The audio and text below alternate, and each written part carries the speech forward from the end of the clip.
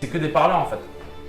C'est bien d'être avec des gens qui agissent, qui te tirent vers le haut.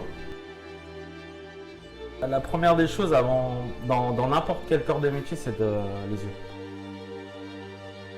Et cette même question, moi je l'ai lâchée en fait, à Chisso. Et c'est comme ça que je l'ai eu. Salut Sky, tu vas bien? Salut, ça va et toi? Ça va très bien, écoute. Et toi Ken, tu vas bien? Ouais, ça va. Ça va, ça va. Ok, du coup, pour celles et ceux qui ne te connaissent pas forcément, est-ce que tu pourrais te présenter très brièvement? C'est-à-dire comment est-ce que tu t'appelles, ton âge, d'où est-ce que tu viens? Je m'appelle Sky, j'ai 31 ans. Je viens de Paris, j'y ai vécu toute ma vie et par contre j'ai eu la chance quand même de passer 1 an et demi à l'étranger, enfin en Chine particulièrement à Shanghai. Et j'ai fait aussi près d'1 an aux États-Unis où j'ai un peu bougé entre New York et la Californie. Et du coup, qu'est-ce que tu fais aujourd'hui? Aujourd'hui, je suis restaurateur. J'ai ouvert une enseigne qui s'appelle Shiso Burger. On l'a ouvert il y a 5 ans. J'ai ouvert la deuxième boutique il y a à peu près 1 an et depuis qu'on a rouvert, tout se passe pour le mieux. Je suis très content. Et du coup, ça t'a pris environ combien de temps entre lorsque tu as commencé Shizo et aujourd'hui avec tes 2 restaurants? Au total, dès que j'ai trouvé le restaurant, il m'a fallu 9 mois. Il m'a fallu 9 mois pour reproduire, pardon, tous les éléments nécessaires pour ouvrir cette enseigne-là, entre la recherche de produits et tout ce qu'il faut pour ouvrir un restaurant. Et d'ailleurs, comment est-ce que tu l'as trouvé Shizo? J'étais en week-end à Berlin, en Allemagne. C'était mon dernier jour. C'était mon dernier jour de mon trip. Et mes amis m'ont amené là-bas pour aller bruncher. Et dès lors que j'ai passé à la porte du restaurant, je me suis dit waouh, il y a quelque chose à faire. C'est quoi le truc qui t'a fait tiquer un peu? Hein? Genre où tu t'es dit, ça c'est le truc qui va marcher à Paris? Ça, c'est le truc qui va marcher à Paris. Ouais. Genre, t'as D'ab- des critères ou pas? Les critères, bah, l'ambiance. L'ambiance, Ouais. c'était des jeunes. Casquette à l'envers. Il y avait de la musique. Il y avait de la musique hip-hop. Il passait tout ce qu'on écoute aujourd'hui. Les cuisines ouvertes et le choix de la carte. Le choix de la carte était vraiment intéressant. C'est des choses qui ne se faisaient pas à l'époque sur Paris, à savoir des burgers avec autre chose que du steak haché en fait. Tout au long de ton parcours du coup, lorsque tu as commencé Shizo Ouais. et aujourd'hui, est-ce que tu as eu une certaine motivation qui t'a aidé dans ton ascension, on va dire, vers cette Une réussite? certaine motivation. Ouais, un pourquoi. La liberté, franchement, je pense que c'est tout d'abord la liberté financière peut-être et aussi prouver à soi-même et prouver à ses proches parce que je pense que chacun d'entre nous durant notre jeunesse on a eu je dirais des hauts et des bas par rapport à comment est-ce que la famille te perçoit. Ouais. Et j'avais mes preuves à faire, on va dire. J'avais mes preuves à faire et C'est réussi pour le coup là du coup. réussi, ouais, il y a jamais on n'arrive jamais au bout, mais jusqu'aujourd'hui, je suis pas mécontent. Il me reste encore pas mal de choses à prouver, je pense. Si c'est pas trop indiscret, comme quoi par exemple? Au début, c'était marquer le paysage parisien et peut-être avoir une liberté financière, comme je disais. Aujourd'hui, j'ai pris un peu de recul et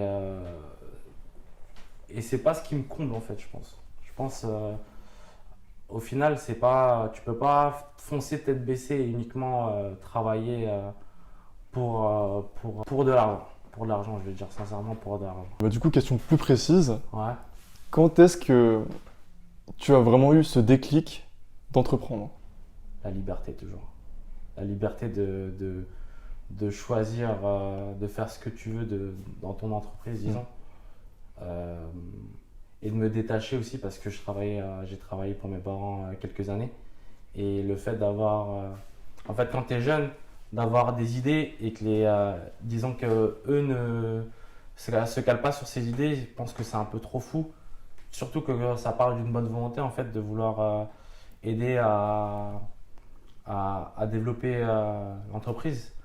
Je pense que c'est parti de ça en fait, c'est d'être vraiment indépendant dans ton travail. Et d'ailleurs, tes parents, comment est-ce qu'ils l'ont pris quand tu leur as dit que tu voulais faire de la restauration franchisée? J'ai pas prouvé quoi que ce soit. J'ai dit juste à mon père, viens avec moi, viens voir. J'ai pas envie de te dire j'ai envie de faire ça et machin. Juste viens voir avec tes yeux.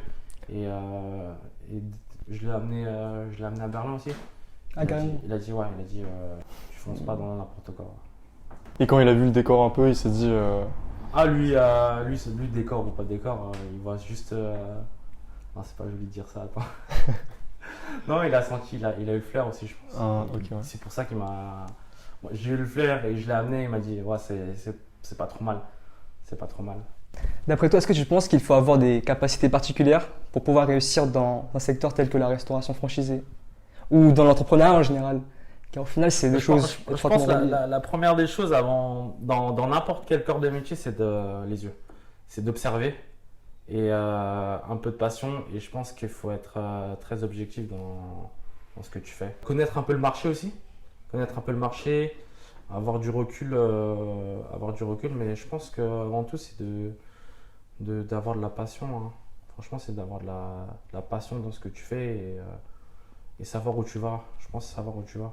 Tu sais, c'est un peu facile à dire comme ça, mais quand tu soumets ton idée, les gens vont souvent te dire ouais, ça va pas marcher parce que eux, de leur expérience, ça a peut-être pas pu fonctionner. Mais je pense qu'il faut pas baisser les bras face à ça et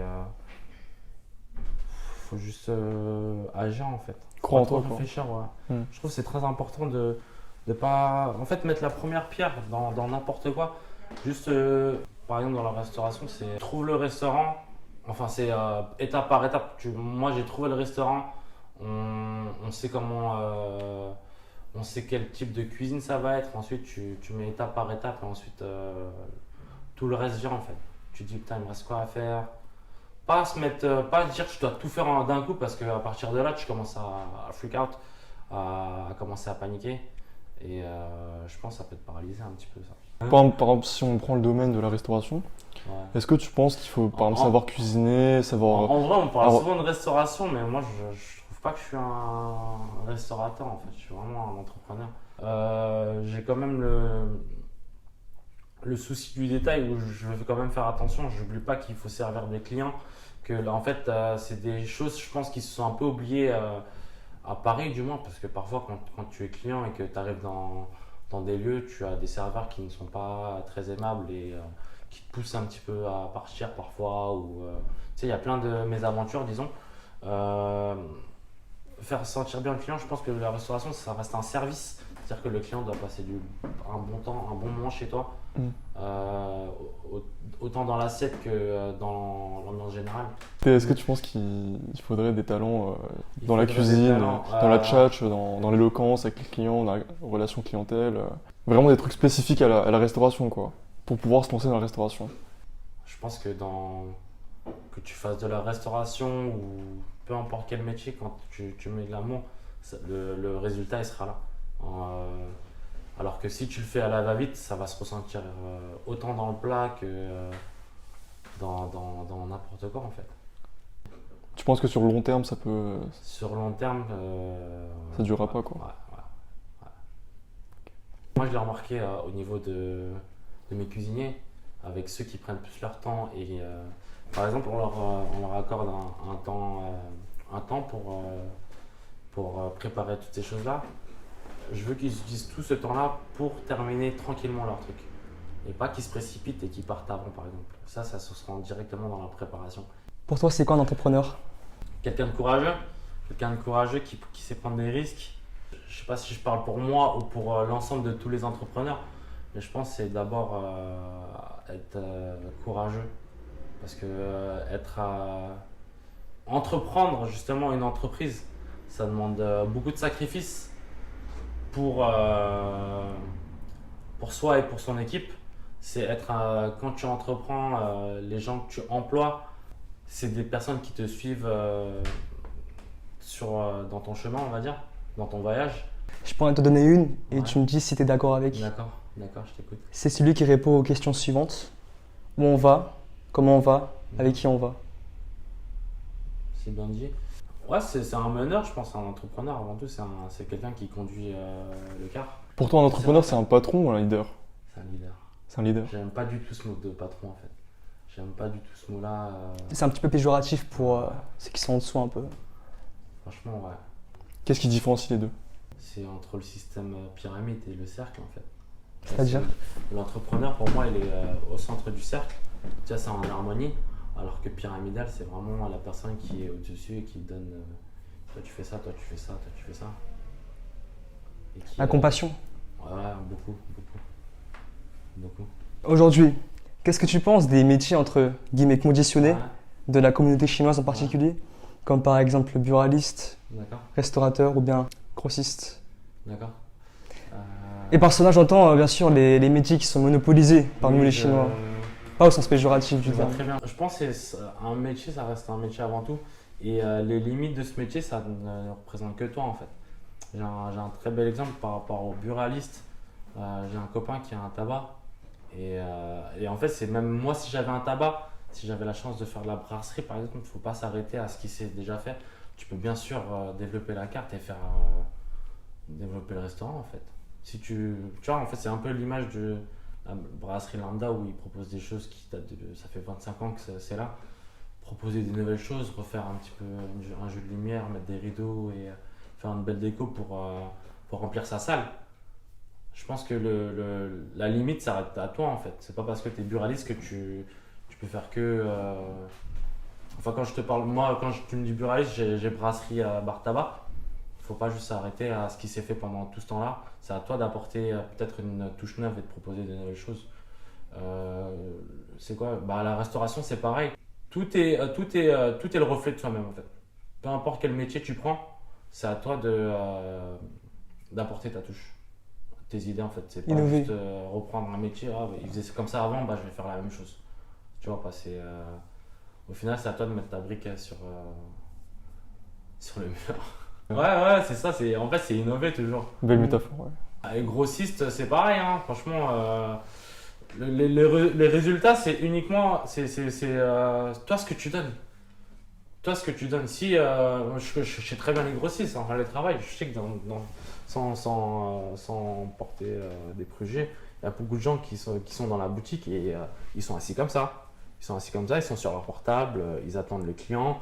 Alors que dans d'autres boutiques, tu as les gens, ils sont derrière, ils appellent les clients, ils envoient des photos, ils n'arrêtent pas toute la journée, tu vois. Ouais, qu'est-ce qu'on pourrait faire la saison prochaine? Quel coup on peut faire en fait? Quel coup on peut faire? C'est que toi, si tu es déter et que tu as des belles idées, bah, toi de les exploiter et se faire sortir de ta tête en fait. C'est vraiment ce contraste entre actif et passif. Ouais, exactement. Il y en a qui attendent, qui restent dans leur truc et qui finissent peut-être par mourir à petit feu. Alors que d'autres qui arrivent sur le marché, ils ont la niaque et ils défoncent tout en fait. Ah putain, j'ai trop d'idées, je vais faire ça. Ah, bah, je fais ça. En fait, de fil en aiguille, ça s'enchaîne. Alors que d'autres. Que penses-tu de l'avenir des Chinois en France? L'avenir des Chinois. Ouais. Tout d'abord, je pense qu'ils sont encore plus imprégnés que ma génération. Enfin, en fait, quand on grandit, on va dire, on sait ce qu'on veut pas faire, mais on sait pas forcément où on veut aller. Et moi, j'ai hâte de voir la nouvelle génération s'accomplir et nous dépasser en fait. Tu penses que ça monterait plus crescendo? Hein? Ça monterait Je crescendo? pense que c'est déjà en train de se faire. En fait, je pense que c'est déjà en train de se faire. Tu penses qu'on est en phase de transition Ouais, on est en phase. Transition on est au pied de l'ascension, quoi. Ouais. Bah, comme le monde en fait.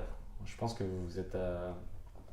Enfin, pour moi, tout le décor en général est en train d'évoluer. Il y a des choses où je suis complètement dépassé quand tu me parles de TikTok, etc. par exemple. Tu sais, c'est des trucs, on va dire, c'est de votre génération plus. Vous savez manipuler les applications parce que, en fait, quand tu es entrepreneur, je dis pas que je peux pas le faire, mais il faut que je passe du temps et c'est le temps qui me manque, peut-être, ou l'envie, ou tu sais, j'ai pas forcément en train de regarder toute la journée. Et les outils, la tendance aussi, l'énergie d'en vouloir. Je dis pas que j'ai plus d'énergie, mais ça fait quand même plus de 10 ans que je travaille aussi. Enfin, j'ai commencé à 18 ans, là je vais avoir 30, presque 32. Okay, bah d'ailleurs, plus orienté vers toi, comment est-ce que toi tu te vois dans 5 ans, par exemple? Ça, c'est une très belle question. Ça, c'est une très très belle question. Tout d'abord, je pense que je n'ai pas terminé je suis pas arrivé au bout de mes objectifs. Ce serait dommage enfin, ce sera dommage. Je pense que j'ai encore un bout de chemin à faire avec mon travail aujourd'hui. J'aimerais ouvrir encore quelques boutiques et un peu l'éparpiller sur le paysage national. Dans le contexte Shizo ou hors sujet? Non, je pense que ce sera autre chose. Autre chose? M'exprimer encore plus que j'ai pu le faire, disons ça comme ça. Je sais pas si ça sera. C'est beau. Ouais. Dans quel domaine, par exemple, tu as des idées? Bah, je me suis découvert récemment dans la musique. C'est quelque chose que j'ai toujours aimé, mais j'ai jamais osé me lancer dedans parce que c'est pour les parents, c'est pas un vrai travail, tu vois. C'est pas un vrai travail. Ouais. Le design aussi.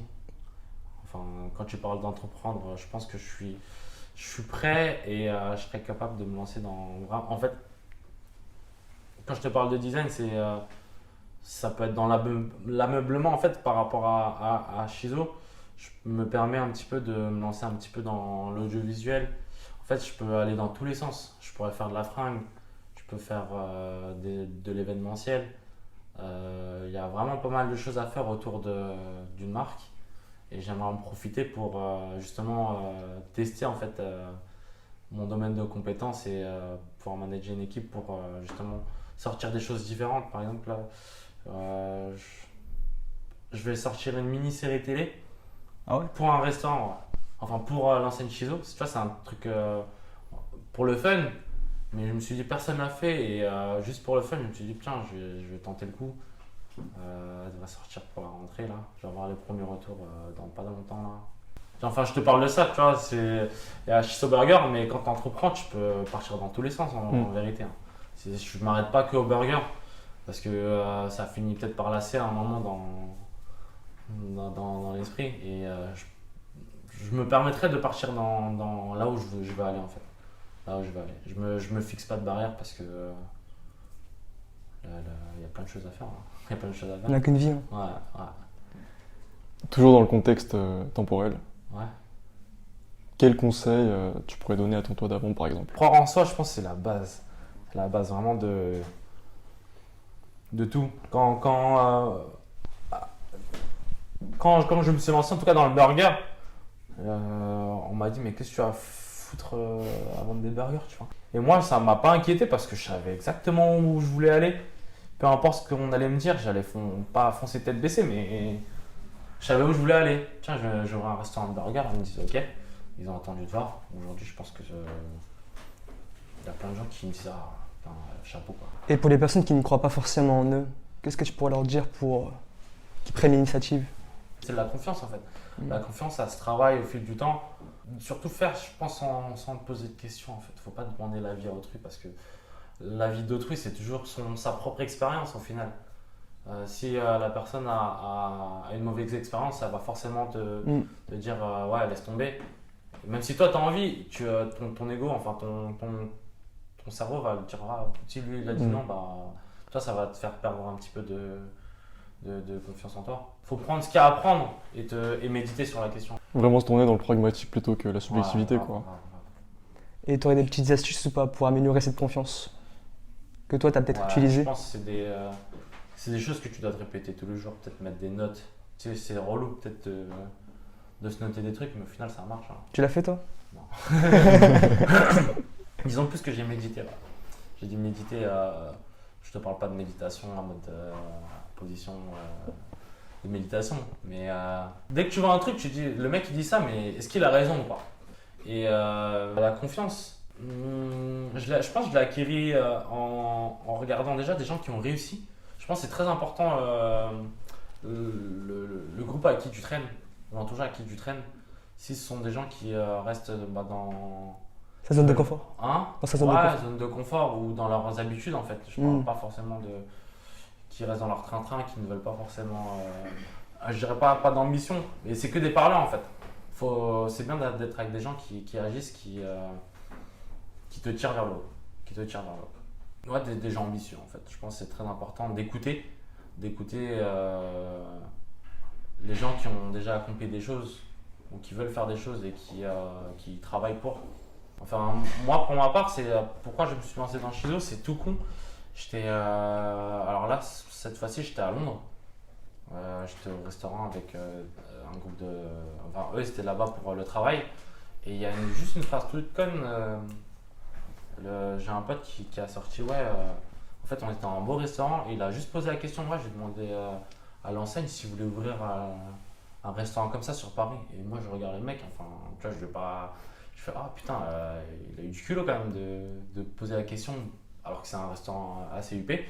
Et cette même question, moi je l'ai lâché en fait à Chisso. Et c'est comme ça que je l'ai eu. Et je me suis dit, le culot ça paye au final. Faut avoir du culot. Faut pas avoir peur de se prendre des noms parce que c'est normal en fait. Tu demandes pas, t'as pas. Faut pas oser demander. Je pense que c'est la première, c'est une barrière que tu te fixes à toi-même. C'est comme, je sais pas, draguer une fille dans la rue ou n'importe quoi. Si tu vas pas le faire, la meuf, bah tu l'auras jamais. Exactement.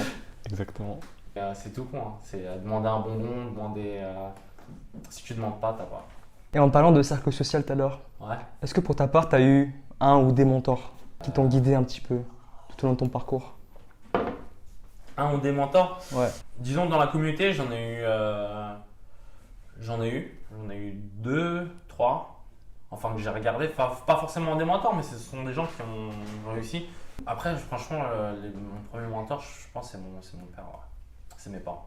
Ça rejoint le sujet d'entreprendre. C'est tu fais ce que tu as envie dedans, tu mets tout ce que tu as envie et c'est pas un mec qui va te dire de quoi faire. Être entrepreneur, je pense, c'est aussi créer sa propre bulle, son propre monde, sans que ce soit issu de quelqu'un en fait. Dans ton cas, les études, ça t'a pas spécialement servi dans ton ascension actuelle. Mais est-ce que tu penses que les études, ça peut néanmoins servir? Aider vraiment Bien sûr, je dirais pas le contraire. Il y a plein de choses aujourd'hui où je me dis j'aurais bien aimé avoir plus de théorie. Disons que je suis autodidacte, tu vois, tout ce que j'ai appris Par toi-même. c'est en lisant et en regardant à gauche à droite ce que les autres ont pu accomplir, c'est des histoires que j'ai pu entendre. Mais il y a des choses, je pense que l'éducation se fait autant à la maison, une partie à l'école pour des choses plus techniques, et ensuite c'est vraiment dans le vif du sujet en fait. En fait, c'est aussi des histoires que j'ai lues entre les premiers de la classe, les moyens de la classe et les derniers de la classe. En général, les derniers de la classe sont souvent des gens pas qui sont rebelles, mais qui font ce qu'ils veulent et au final finissent par entreprendre. En tout cas, j'en ai vu beaucoup dans ceux que je côtoie encore du collège, etc. J'en ai vu plein qui se sont lancés dans l'IMO, ils ont lancé des entreprises même comment ça s'appelle? Enfin, ils se sont lancés quoi. Ils ont entrepris, tandis que ceux qui sont peut-être allés loin dans l'école, ils ont fait des masters, etc. Ils sont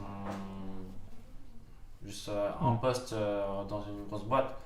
Et financièrement parlant, je pense que les derniers de la classe, peut-être ils s'en sortent mieux parfois. Enfin, même quand je regarde les plus grosses fortunes, il y en a plein qui ne sont pas allés très loin à l'école et ils ont justement créé leur entreprise, ils ont cru en leurs rêves et en leurs projets et au final ils sont arrivés à achever, enfin c'est jamais achevé mais à atteindre leurs objectifs. Voilà. Toi, j'imagine que tu étais dans les derniers. Non, j'étais un moyen, on va dire j'étais un moyen. Okay. J'allais pas trop à l'école, j'avoue je séchais quand j'avais pas envie d'y aller. En parlant de restauration, qu'est-ce que tu penses de cette tendance de tous les restaurants asiatiques qui commencent à s'ouvrir en ce moment par l'ancienne et un petit peu aussi la nouvelle génération? Je pense que c'est la continuité. Ouais. Je pense que c'est la continuité du marché en fait. Du marché, la restauration ça reste un métier de bouche. Si tu fais ton travail, il y a des portes ouvertes on va dire, il y a toujours quelque chose à faire. Et moi quand j'ai lancé, je savais que aujourd'hui c'est en train de se passer. Tout le monde allait courir vers la restauration. Vraiment, quand j'ai lancé Shizo Burger, j'ai dit à mon père, tu vas voir la nouvelle génération. Ils vont voir Shizo, tout le monde voudra commencer à ouvrir des délires de concept, à se franchiser, à ouvrir des trucs. Parce que le déclin du marché du textile, moi je l'ai senti vers les débuts des années 2010-2012, tu vois, vu que j'ai bossé dedans. Avec l'arrivée d'Internet, moi j'étais un peu. Je me suis dit, putain, les fringues, c'est un marché chaud quand même. Ouais. La bouffe, ça reste quand même quelque chose d'assez stable. Et aujourd'hui, pour te répondre, il y en a pas mal. Il y a pas mal de gens qui se lancent dedans et qui se débrouillent pas trop mal et je suis content pour tout le monde. Bah, du coup, Sky, Ouais. est-ce que tu aurais une citation inspirante à faire partager, à nous faire partager ou à faire partager à ceux qui nous regardent? Enfin, c'est un petit mot, je dis toujours Forever Young. Pourquoi? Parce que c'est toujours avoir son âme d'enfant. Parce que c'est l'esprit rêveur, et c'est l'esprit je veux, je prends en fait. Enfin, je veux, je vais le faire. Ça, c'est une phrase que je me dis toujours, c'est ne jamais perdre cette âme d'enfant. C'est tu kiffes un truc, tu le fais. J'essaie au maximum de ne pas le perdre.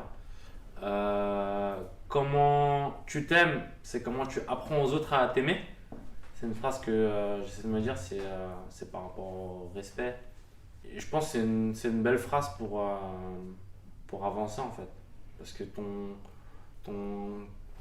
plaisir, pas ton plaisir, mais ton bien-être passe avant tout en fait. Enfin, devrait passer avant tout. Tes parents ou ta copine, etc., c'est toujours ton bien-être avant tout. Sans être égoïste, hein. Je te dis ça vraiment en termes de. Pour que tu sois en paix, faut s'accomplir avant de pouvoir aimer les autres. Dans l'avion, tu sais, quand le masque il tombe, on dit toujours de te mettre ton masque avant. Si toi t'es plus là, tu es en train de mourir, comment tu veux aider ton petit, tu vois? C'est vrai. C'est bizarre à dire, hein, mais si toi tu es en train de mourir, tu ne peux pas aider les autres. C'est aussi simple que ça. Bon, merci Sky. Ce sera tout pour aujourd'hui. Merci bien. C'était un plaisir.